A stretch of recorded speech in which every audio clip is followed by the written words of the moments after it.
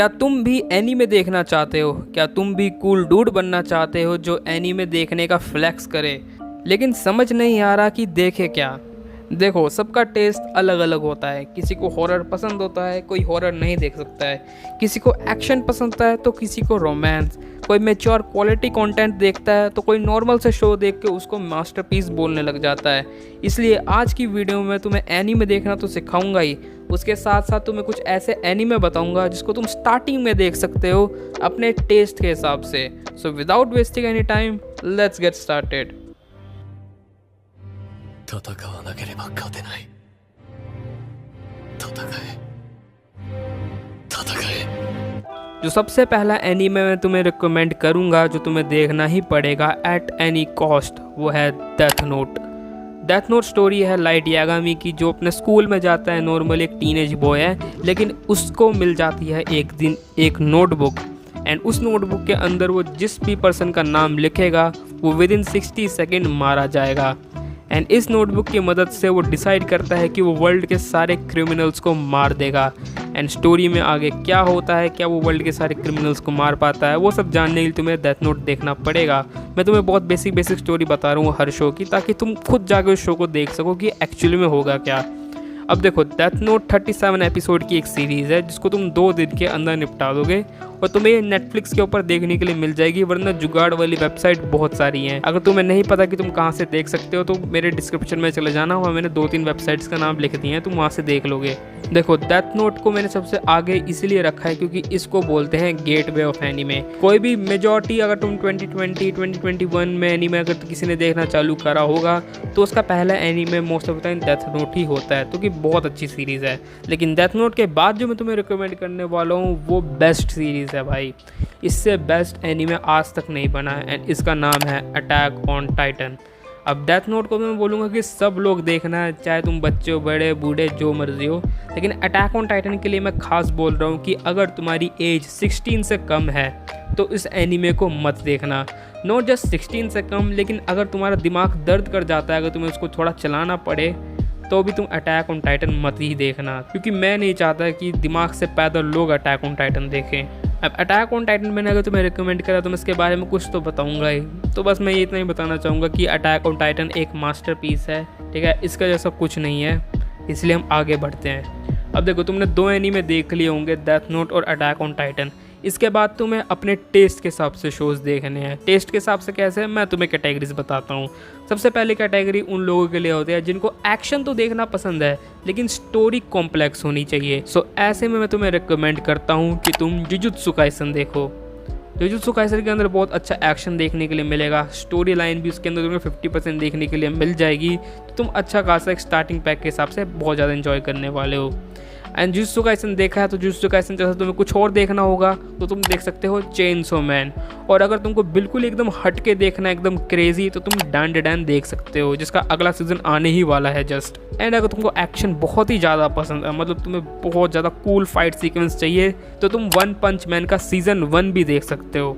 Only season 1, season 2 नहीं, उसके अंदर एनिमेशन में हक दिया गया है। एंड अगर तुमको एक्शन तो देखना पसंद है लेकिन तुम चाहते हो कि भाई इसकी स्टोरी थोड़ी ज़्यादा कॉम्प्लेक्स ना हो, मैं आराम से रोटी खाते कुछ देख सकता हूँ, तो मैं तुम्हें रिकमेंड करूँगा कि तुम डीमन स्लेयर देखो। देखो, डीमन स्लेयर के अंदर एक्शन तुम्हें बहुत अच्छा देखने के लिए मिल जाएगा। इसकी स्टोरी उतनी ज़्यादा कुछ कॉम्प्लेक्स नहीं है, तुम ईजिली समझ लोगे।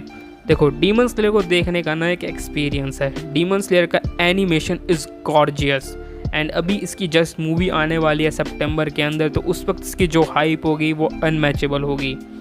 एंड डीमन स्लेयर जैसा तुम्हें अगर कुछ और देखना है तो तुम सोलो लेवलिंग भी देख सकते हो। सोलो लेवलिंग के अंदर तुम्हें फाइट सीक्वेंस बहुत ज़्यादा कूल देखने के लिए मिलेंगे। एंड अगर तुमको थोड़ा लेवल कम करना है तो तुम काइजू नंबर 8 भी देख सकते हो। अब ये तो बात होगी एक्शन लवर्स के लिए। अब हम बात करते हैं थोड़े रोमांस के पिल्लों की। तो वैसे तो मैं सच्ची बता दूं कि most of the anime fans को रोमांस का जॉनरा बहुत ज़्यादा पसंद आता है।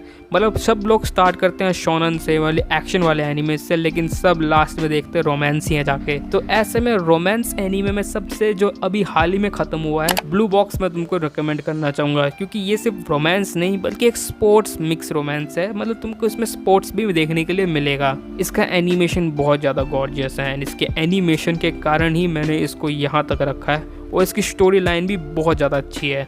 एंड ब्लू बॉक्स देखने के बाद मैं तुम्हें रिकमेंड करूँगा कि तुम होरीमिया देखो। होरीमिया के अंदर वैसे देखा जाए तो सिर्फ 12 एपिसोड्स हैं, इसका सीज़न 2 देखना चाहो तो तुम्हारी मर्जी है, क्योंकि सीज़न 1 के अंदर स्टोरी ख़त्म हो चुकी है।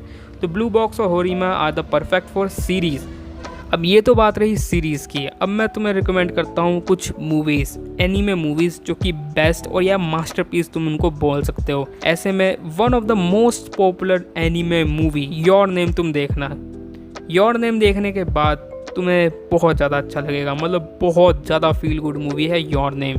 एंड योर नेम देखने के बाद मैं तुम्हें रिकमेंड करूँगा वेदरिंग विद यू तुम देखो, एंड वेदरिंग विद यू के बाद तुम देखो सुजुमे।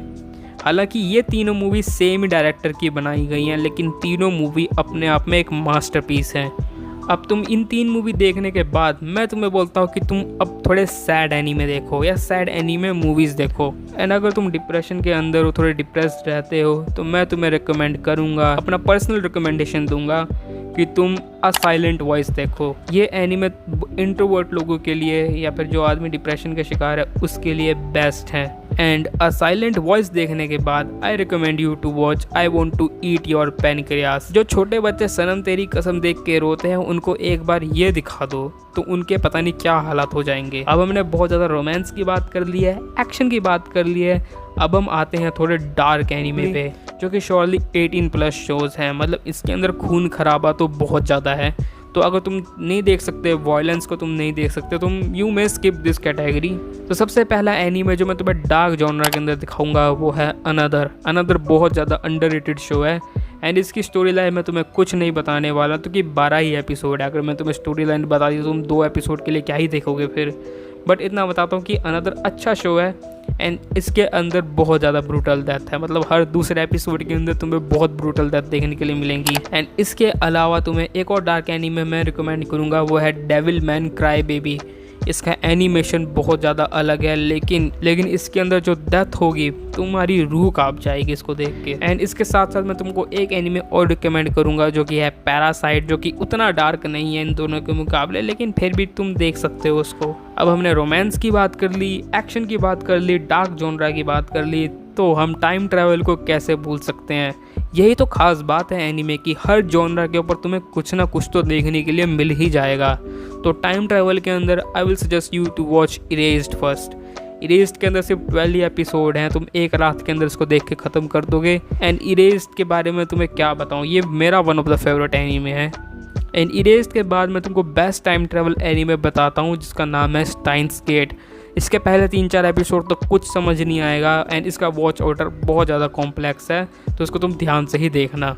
अब मैंने तुम्हें जितने भी शोज़ बताए थे वो अच्छे हैं, लेकिन अगर तुम्हें कुछ ज़्यादा मिच्योर देखना है, मतलब बड़े लोगों वाला देखना है, तो I will recommend you to watch Vinland Saga. अगर तुमको पेसिंग इश्यूज़ है, अगर तुम स्लो चीज़ें नहीं देख सकते तो तुम मत ही देखना विनलैंड सागा को, क्योंकि सीज़न 1 में इसका एक्शन है थोड़ा बहुत है, लेकिन सीज़न 2 में कोई एक्शन नहीं है। तुम्हें बस स्टोरी देखने के लिए मिलेगी, वो भी बहुत ज़्यादा प्यारी स्टोरी। एंड अगर तुम विनलैंड सागा देखते हो तो मैं तुम्हें रिकमेंड करूँगा कि तुम फ्री रन भी देखो। एंड फ्री रन देखने के बाद तुमने बहुत सारे एनीमे देख लिए होंगे, तुम्हारा टेस्ट बहुत ज़्यादा अच्छा डेवलप हो चुका होगा एनीमे के मुकाबले। एंड अब तुम अपने आप को एक एनीमे फ़ैन बोल सकते हो इतना सब कुछ देखने के बाद। सो अब तुम्हारे लिए कंपलसरी शो है जो तुमको देखने ही पड़ेंगे आगे की कोई और एनीमे देखने से पहले, एंड दैट इज़ बिग 3।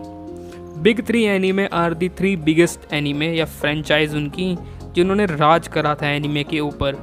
सो इनमें सबसे पहला एनीमे मैं तुम्हें रिकमेंड करूँगा वो है नारुतो। नारुतो के अंदर 720 एपिसोड्स तो हैं, लेकिन अगर तुम उससे फिलर निकाल दोगे नहीं, तुम्हें फिलर निकाल के ही देखने हैं, क्योंकि तुम्हें किसी भी एनीमे का फिलर नहीं देखना है। सो नारुतो के अंदर देखने वाले एपिसोड कुछ 400-450 ही हैं। एंड नारुतो की खास बात यह है कि नारुतो का हर एक कैरेक्टर के साथ तुम इमोशनली कनेक्ट हो जाओगे। नॉट जस्ट नारुतो, बाकी जो 2 शोज हैं उनके साथ भी सेम केस है, बट नारुतो के अंदर इमोशंस बहुत ज़्यादा हैं। तो मैं तो कसम से बता रहा हूँ, तुम अगर नारुतो देखना आज स्टार्ट करते हो तो तुम नारुतो देखते देखते कम से कम 20 से 25 बार तो रो ही जाओगे। इतनी कमाल की सीरीज़ है नारुतो देखने के बाद I will recommend you to watch Bleach. Bleach एक ऐसा एनीमे है जो खुद इंडिया के अंदर एनीमे के फैंस के अंदर बहुत ज़्यादा अंडररेटेड है, लेकिन अगर तुमको सच्ची में कुछ कमाल का देखना है तो ब्लीच तुम्हारे लिए ब्लीच मेच्योर थीम के साथ आता है, नॉट लाइक नारुतो जो थोड़ा बच्चों के साइड थोड़ा ज़्यादा है। ब्लीच डार्क है। ब्लीच के अंदर तुम्हें फ़ाइट्स, बहुत ज़्यादा कूल फाइट्स देखने के लिए मिलेगी। उसके साथ ब्लीच का जो मेन कैरेक्टर हो गया, ब्लीच के जो विलन हो गए, बहुत ज़्यादा ख़तरनाक है। गॉड लेवल मैनिपुलेशन तुम्हें इसके अंदर देखने के लिए मिलेगी। क्रेजी लेवल के प्लॉट ट्विस्ट हैं ब्लीच के अंदर। And bleach 1000 year blood war जब तुम देखोगे ब्लीच ख़त्म करने के बाद, उसका एनिमेशन देख के तुम्हारा दिमाग ख़राब हो जाएगा, क्योंकि इतना ज़्यादा गॉर्जियस लुकिंग एनिमेशन है ब्लीच 1000 ईयर ब्लड वॉर का। And after completing Naruto and Bleach, तुम देखोगे the greatest manga, one piece. One piece story है लूफी की, जो अपने क्रू के साथ निकला है वन पीस ढूंढने। एंड वन पीस सिर्फ वन पीस के बारे में नहीं है, इट इज़ वन पीक। तुम्हें वन पीस के अंदर सब कुछ देखने के लिए मिलेगा। तुम्हें इसके अंदर चाइल्ड लेबर देखने के लिए मिलेगा, कैनिबलिज्म देखने के लिए मिलेगा, एडवेंचर देखने के लिए मिलेंगे, गुफी मूवमेंट्स देखने के मिलेंगे, कूल एक्शन सीक्वेंसेस, कमाल के साइड कैरेक्टर्स, कमाल की वाइफूज, एनीमे विलन्स, सब कुछ है वन पीस के अंदर। वन पीस के अंदर 1000 एपिसोड हैं। एंड 1000 एपिसोड देखने में बहुत ज़्यादा लंबे हैं, लेकिन जब तुम वन पीस ख़त्म करोगे तो तुम ऐसे होगे कि तुम्हें 1000 एपिसोड और चाहिए। एंड इतने सब एनीमे देखने के बाद अब तुम अपने हिसाब से एनीमेस आगे देख सकते हो कि तुम्हारा टेस्ट कैसा है। अगर तुम्हें रोमांस देखना पसंद है, तुम आगे जाके बनी गर्ल सेनपाई हो गया, कागुया-सामा लव इज़ वॉर हो गया, तुम ये देख सकते हो। तुम्हें एक्शन देखना पसंद है, तुम टावर ऑफ गॉड्स देख सकते हो। ना जाने एक्शन से तो भरा पड़ा है एनीमे इंडस्ट्री। अगर तुम्हें इसेकाई देखना पसंद है तो तुम उसके अंदर मुशोको टेंसेई या रीज़ीरो देख सकते हो। तुम्हें शोजो देखना पसंद है तो तुम अपोकरी डायरीज देख सकते हो। एंड ऐसे ही बहुत सारे टाइटल्स अवेलेबल है क्रंची रोल के ऊपर, या फिर बहुत सारी जुगाड़ वाली वेबसाइट्स के ऊपर, या फिर तुम वीकली शोज़ भी देख सकते हो। वीकली शोज़ का मतलब है कि उनके हफ्ते में सिर्फ एक एपिसोड आते हैं एंड वो 3 महीने के लिए एयर होते हैं। So that's it for the video. I hope ये वीडियो तुम्हारे काम आई हो, तुम्हें तुम्हारे शोज़ पता चल गए हो। एंड अगर तुम इस वीडियो में यहाँ तक आए हो, अगर तुम स्टिल कन्फ्यूज़ है कि तुम पहला एनीमे कौन सा देखोगे, तो भाई start with attack on Titan या डेथ नोट, एंड बाकी तुम अपने आप ही देखते चले जाओगे।